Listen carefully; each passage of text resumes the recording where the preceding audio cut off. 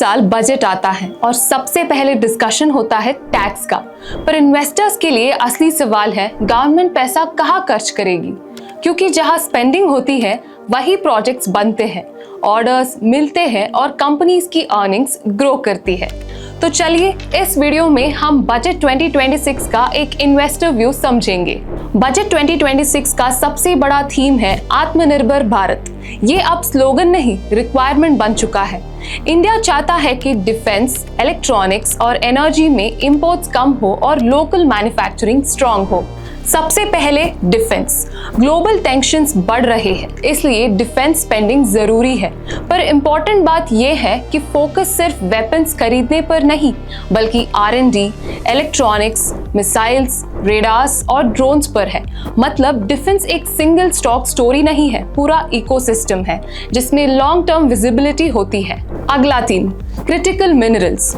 Copper, silver, zinc जैसे metals EVs, solar, batteries और electronics के लिए एसेंशियल है।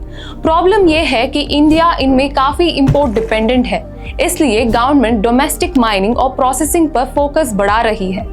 ये शॉर्ट टर्म ट्रेड नहीं, लॉन्ग टर्म स्ट्रक्चरल स्टोरी है। क्लीन एनर्जी में भी शिफ्ट आ चुका है। अब सिर्फ सोलर और विंड लगाना गोल नहीं है, गोल है रिलायबल पावर। इसके लिए स्टोरेज, ग्रिड और ट्रांसमिशन इंपॉर्टेंट हो जाते हैं। बजट 2026 में यही एग्जीक्यूशन पे फोकस दिख सकता है।